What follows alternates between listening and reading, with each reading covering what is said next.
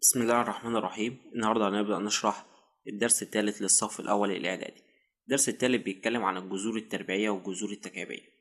إيه هي الجذور التربيعية والجذور التكعيبية؟ أول حاجة النهاردة هناخد الجزء الأول اللي هو بيتكلم عن الجذور التربيعية. الجذور التربيعية دي بنجيبها لإيه؟ بنجيب الجذر التربيعي ده لعدد مربع كامل. طب معناه إيه الجذر التربيعي لعدد مربع كامل؟ أو إيه هي الأعداد المربع الكامل؟ الأعداد المربع الكامل دي هي الأعداد اللي هي بتكون بداية الجدول، أو لما أجي أحللها تبقى اشوف هي كام في كام ويدينا نفس العدد لما يجي يتحل. زي ايه مثلا يا مستر؟ زي الواحد، كام في كام بواحد؟ الواحد ده واحد في واحد، فده كده بنسميه عدد مربع كامل. طيب زي مين تاني؟ زي الاربعة، كام في كام باربعة؟ اتنين في اتنين. زي التسعة، زي الستاشر، زي الخمسة وعشرين، زي الستة وتلاتين، زي التسعة واربعين، زي الاربعة وستين، زي الواحد وتمانين، زي المية. دي كده أشهر أعداد مربع كامل ينفع أجيب لها الجذر التربيعي. طب بنجيب لها الجذر التربيعي إزاي؟ الجذر التربيعي ده العلامة بتاعته بتكون بالرمز ده. دي كده الرمز بتاع الجذر الإيه؟ التربيعي. طيب الجذر التربيعي ده لو أنا عايز أجيب الجذر التربيعي مثلا للواحد، الجذر التربيعي للواحد بكام؟ بشوف هو الواحد ده كام في كام؟ الجذر التربيعي للواحد يطلع لي بواحد. طيب الجذر التربيعي للأربعة، الجذر التربيعي للأربعة هنشوف هي الأربعة دي كام في كام. الأربعة دي اتنين في اتنين، فيبقى الجذر التربيعي للأربعة هو الاتنين. زي مثلا التسعة، الجذر التربيعي للتسعة كام؟ الجذر التربيعي للتسعة بنشوف هي كام في كام. التسعة تلاتة في تلاتة، فيبقى تلاتة. الجذر التربيعي مثلا للخمسة وعشرين هيبقى كام؟ هيبقى خمسة، وهكذا. تعال نشوف أول مثال كده بيقول لي إيه. أكمل ما يأتي. الجذر التربيعي للستة وتلاتين بنشوف هو كام في كام بستة وتلاتين. كام في كام بستة وتلاتين؟ ستة في ستة. وخلي بالك لازم يكون العددين شبه بعض. حد يقول لي أربعة في تسعة، أقول له الأربعة في تسعة صح، بس أنا عايز أجيب جذر التربيعي. فالجذر التربيعي دي بنشوف لازم يكون العددين لما نيجي نحللها يكون زي بعض. ستة وتلاتين ستة في ستة، فيبقى الجذر التربيعي هو الستة. طيب هنا سالب الجذر التربيعي للستاشر على خمسة وعشرين. هنعمل نفس الكلام. أول حاجة السالب ده بينزل لأنه برا الجذر.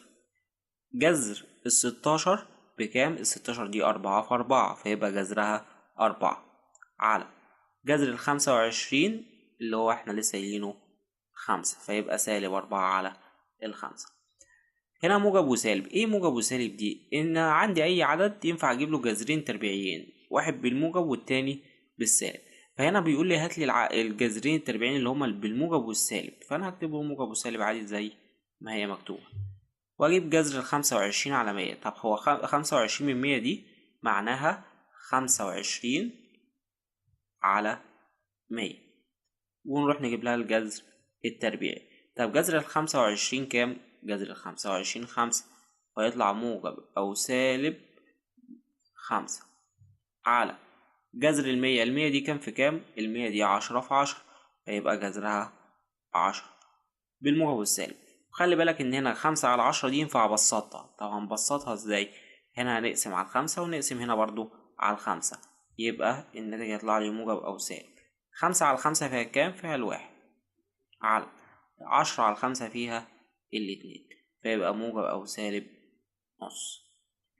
هنا بيقول لي هات لي الجذران التربيعيان للعدد تسعة وأربعين. إيه هما الجذرين التربيعيين للتسعة وأربعين؟ التسعة وأربعين دي بنشوف هي كام في كام. كام في كام بتسعة وأربعين؟ تسعة وأربعين دي سبعة في سبعة، فيبقى السبعة. طب والجذر التاني واحد بالموجب والتاني يبقى بالسالب، فيبقى سالب سبعة. الجذر التربيعي الموجب هنا عايز ايه؟ عايز الجذر الموجب بس، يعني هطلع له بالموجب. هنا تعال نجيب جذر التسعة كده. جذر التسعة كام؟ كام في كام بتسعة؟ تلاتة في تلاتة، فيبقى تلاتة على جذر الأربعة وستين. كام في كام بأربعة وستين؟ تمانية في تمانية، فيبقى جذرها تمانية، فالناتج يطلع لي تلاتة على تمانية. هنا بيقول لي هات لي الجذر التربيعي السالب للعدد ستة وتلاتين. الجذر السالب يعني عايز الناتج بالايه؟ بالسالب. جذر الستة وتلاتين كام؟ ستة. سالب اتنين بيقول لي أول كل مما يأتي في أبسط صورة. بيقول لي هنا موجب أو سالب جذر اتنين وسبعة على تسعة. اول حاجه عشان اعرف اجيب الجذر العدد الكسري ده، اول حاجه بنرفع الكسر. فاكرين كنا بنرفع الكسر ازاي؟ كنت باخد العدد الصحيح اللي هو الاتنين اضربها في التسعة واجمع عليها البسط. كنا بنقول العدد الصحيح في المقام زائد البسط، فالناتج هتبقى موجب او سالب. جذر، تعال نضرب كده 2 في 9 ب18، 18 زائد 7 كام؟ 25. هتبقى 25 على المقام زي ما هو 9.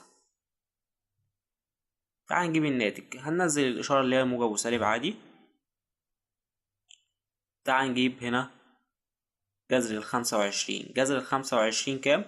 5 على جذر 9 3، فهيبقى موجب أو سالب 5 على 3. تعال نشوف المثال التاني كده بيقول لي ايه. بيقول لي هات لي الجذر التربيعي لسالب 2 على 7 كل أس 2. خلي بالك هنا دي أنا ممكن أحلها على طول. أول حاجة أنا ممكن أحل الأس دي. الأس ده عدد زوجي، فبيعمل ايه في السالب ده؟ أول حاجة هيشيل السالب، وهتبقى 2 أس 2 بكام؟ ب4. فأنا كده هجيب الجذر التربيعي ل4 على، تعال نجيب 7 أس 2. 7 أس 2 معناها 7 في 7، 7 في 7 ب9 وإيه؟ و40. يبقى أنا كده هجيب الجذر التربيعي ل4 على 49. تعال نجيب جذر ال4 تبقى ب2 تاني، وأجيب جذر ال49 يبقى 7. دي كده ممكن أحلها بحاجة أبسط. طب إيه هي الحاجة البسيطة؟ الجذر التربيعي ده بيلغي الأس التربيعي. ايه هو التربيعي؟ الأس التربيعي اللي هو بيبقى أس 2، فالجذر التربيعي بيلغي الأس التربيعي. طب هنشيل الجذر مع الأس، بس خلي بالك الناتج اللي جوه ده لازم يطلع لي بالقيمة المطلقة. يعني ايه قيمة مطلقة؟ يعني يطلع لي بالموجب بس، فهيبقى القيمة المطلقة لسالب 2 على 7 تساوي 2 على 7. زي المثال ده مثال مشهور جدا بيتكرر كتير في الامتحانات. بيقول لي الجذر التربيعي ل x أس 2 هيطلع لي بإيه؟ هنا ده خلي بالك أنا هنا علشان أطلع الناتج قلنا هنطير الجذر مع الأس، بس الناتج قلت لك هيطلع لي بإيه؟ بالقيمة المطلقة، فالناتج هيبقى القيمة المطلقة للإكس. تعال نشوف المثال اللي بعده. الجذر التربيعي ل 16 زائد 9. عشان أطلع الناتج دي أول حاجة هنجمع دول، هنجمع اللي تحت الجذر، فهيبقى جذر 16 زائد 9 كام؟ 16 زائد 9 25، فهيبقى جذر 25. طب جذر 25 كام؟ هيبقى 5. خلي بالك بقى في مثال تاني ممكن تتلخبط بينه وبين المثال ده. طب ايه هو المثال التاني او الشكل التاني؟ يعملهم لي تحت جذر بس كل واحد لوحده. يعني مثلا 16 جذر 16 زائد جذر 9. ايه الفرق بين المثال ده والمثال ده؟ المثال ده هنا الاتنين العددين تحت الجذر الواحد، فانا هنا لازم اجمع العددين الاول بعد كده نجيب لهم الجذر. طب هنا لا، هنا لازم اجيب جذر ده الاول وجذر ده الاول وبعد كده نبقى نجمع. جذر 16 كام؟ جذر 16 4. طب وجذر 9 3، فهيبقى زائد 3 هيساوي كام؟ 7. 4 زائد 3 7. يبقى الفرق بين السؤالين هنا ان هنا لازم اجمع الاول بعد كده نجيب الجذر، انما هنا لازم اجيب الجذر الاول بعد كده نجمع. تعال نشوف المثال اللي بعديه. بيقول لي جذر 4 في 25. قلنا لازم نعمل اللي تحت الجذر الاول طالما تحت جذر واحد. هضرب 4 في 25. 4 في 25 بكام؟ 4 في 25 ب100، فيبقى جذر 100. طب هو جذر 100 كام؟ جذر 100 10. هنا نفس الكلام، عايز اجيب جذر المقدار ده. طب عشان اجيب جذر المقدار ده او الحد ده هنعمل ايه؟ اول حاجه هنجيب جذر 9. بس قبل ما ادخل على المثال ده هناخد مثال بسيط كده يوضح لنا الفكره الاول. بيقول لي جذر x اس 6. عشان اجيب جذر x اس 6 الجذر التربيعي ده اهو معناه ان انا هقسم الاس ده اهو على الاتنين، لانه تربيعي بيبقى اس 2 يعتبر. فعشان اجيب جذر الاكس اس 6 دي يعتبر ان انا هاخد الاس ده هو اقسمه على الاتنين، فهيبقى اكس اس كام؟ اقسم 6 على الاتنين، 6 على الاتنين فيها كام؟ فيها 3، فيبقى 3 أو بنجيب نص العدد. فتعال نشوف بقى المثال ده. أول حاجة هنجيب جذر التسعة. جذر التسعة كام؟ جذر التسعة 3. طب إكس أس 4 عايز أجيب جذرها، قلنا هناخد الأس ده نقسمه على كام؟ على الاتنين عشان جذر تربيع، فيبقى إكس أس 2 على جذر المية. جذر المية قلنا 10. واي أس 20 عشان أجيب جذر الواي 20 دي قلنا هناخد الأس نقسمه على الاتنين، هتبقى واي أس 10. تعال نشوف المثال رقم 6. هنعمل نفس الكلام. جذر ال36 كام؟ جذر ال36 6. ايه أس 6 قلنا هنعمل ايه في الأس؟ هنقسمه على الاتنين، فهتبقى ايه أس 2 على جذر ال49.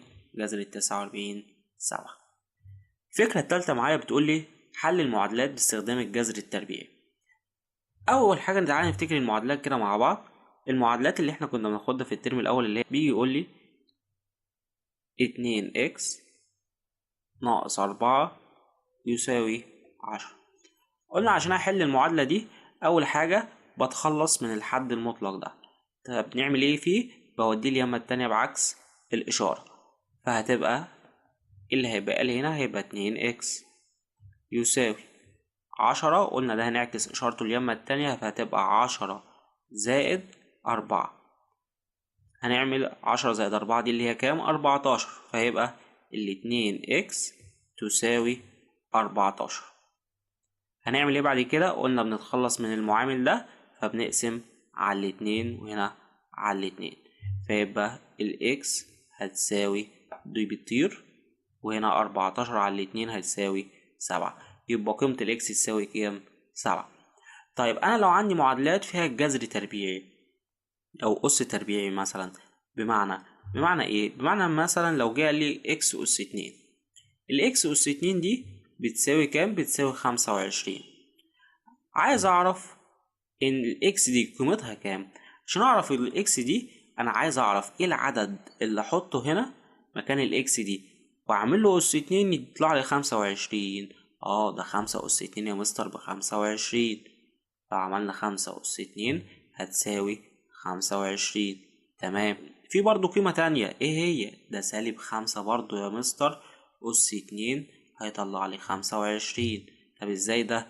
قلنا الأس الزوجي بيطير السالب فهيبقى -25 برضو.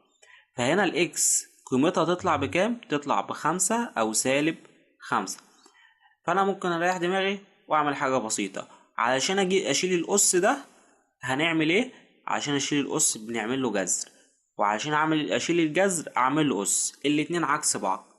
الجذر التربيعي بيحذف الأس التربيعي، الاتنين بيحذفوا بعض، والأس التربيعي بيحذف الجذر التربيعي. بمعنى لو أنا عايز أشيل الأس ده هعمل له جذر تربيعي، وأعمل هنا برضو جذر تربيعي. بس خلي بالك إن الجذر التربيعي الناتج يطلع لي بالموجب والسالب. ليه؟ لأنهم بيطلع لي جذرين تربيعيين. فهنا الأس هيطير مع الجذر، الاتنين هيطير مع الجذر ده، هيبقى لي هيبقى لي الإكس هتساوي جذر ال25 كام؟ 5. بس ما تنساش الموجب والسالب، خلي بالك من دي علشان مهم. هيبقى موجب وسالب 5.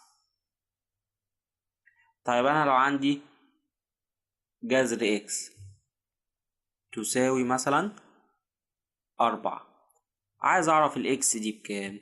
عشان اعرف الاكس دي بكام انا هشيل الجذر التربيعي. طب هشيل الجذر التربيعي ليه؟ ازاي؟ قلنا الجذر التربيعي بيشيل الاس، ونفس الكلام العكس، الأس يشيل الجذر. فعلشان أشيل الجذر ده هعمل له أس 2، وهعمل هنا برضو أس 2. هيبقى الجذر هيطير مع الأس، فهيبقى لي هيبقى لي الإكس هتساوي 4 أس 2 بكام؟ 4 أس 2 دي اللي هي ب16، فهتطلع الإكس ب16. تعال نشوف برضو المعادلات اللي تحت دي ونجرب. مثال 3 بيقول لي أول قيمة إكس في.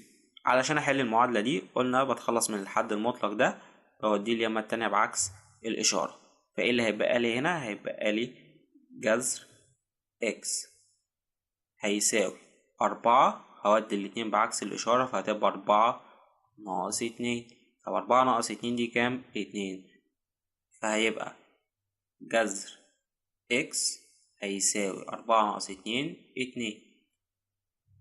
تاني حاجة عايز اشيل ايه؟ عايز اشيل الجذر التربيعي ده. طب اشيل الجذر التربيعي ده ازاي؟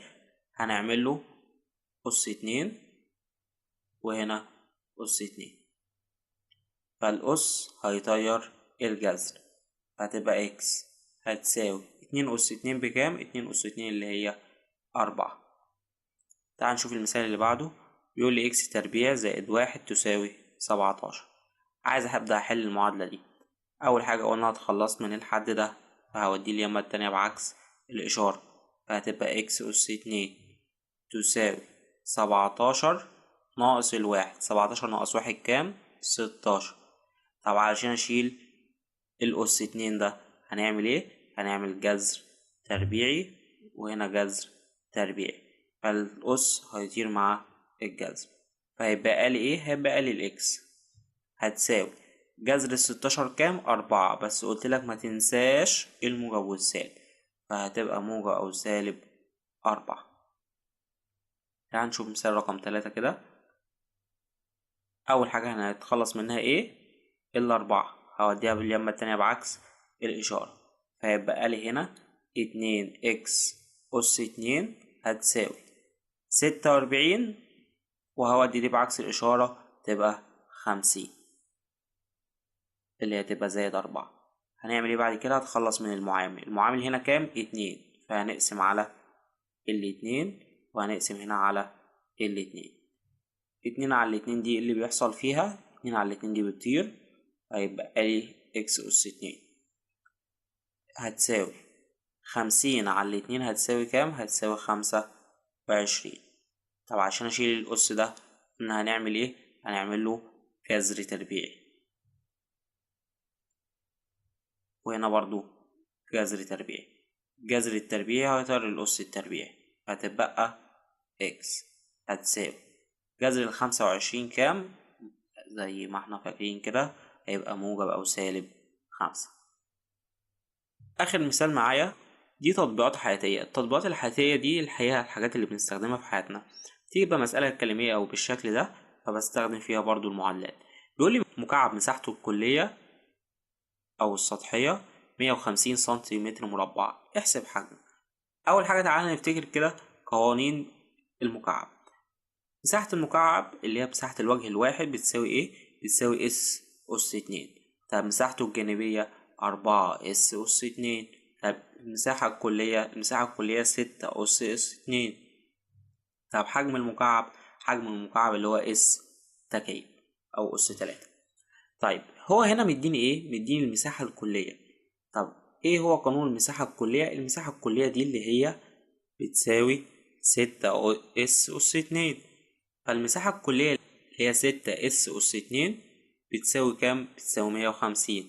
فهيبقى المساحة الكلية اللي هي 6 أس 2 هتساوي 150. بقت معادلة عادية وأبدأ أحل المعادلة العادية. هو هنا مديني المساحة الكلية، فأنا خدت قانون المساحة الكلية وقلت إنها بتساوي الرقم اللي هو مديهولي. هبدأ أحل المعادلة دي. أول حاجة هنعمل إيه؟ هتخلص من المعامل ده.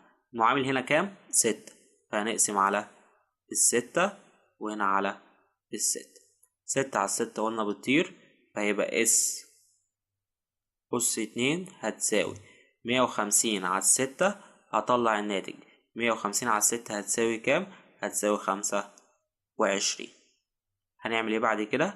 هطير الأس التربيعي ده. طب قلنا عشان نشيل الأس التربيعي هنعمل له ايه؟ هنعمل له جذر تربيعي وهنا جذر تربيعي. فالاس هتساوي ايه؟ الاس هتساوي، احنا متعودين ان احنا بنكتبها موجب او سالب 5. لا هنا لا يا مستر، هنا هنشيل الموجب والسالب. طيب ليه؟ لان ده طول ضلع مربع او طب ليه؟ لان ده طول ضلع ايه؟ مكعب، وطول الضلع ما ينفعش يطلع لي بالسالب، لازم يطلع لي بالموجب، مفيش طول او مسافة بالسالب. فالاس هتساوي كام؟ هتساوي 5. كده انا جبت ايه؟ كده انا جبت طول ضلع الايه؟ المكعب. طب هو بيقول لي هنا احسب ايه؟ احسب حجمه. طب الحجم بيساوي ايه؟ الحجم اللي هو اس ايه؟ تكعيب او اس أس 3. فهيبقى حجم المكعب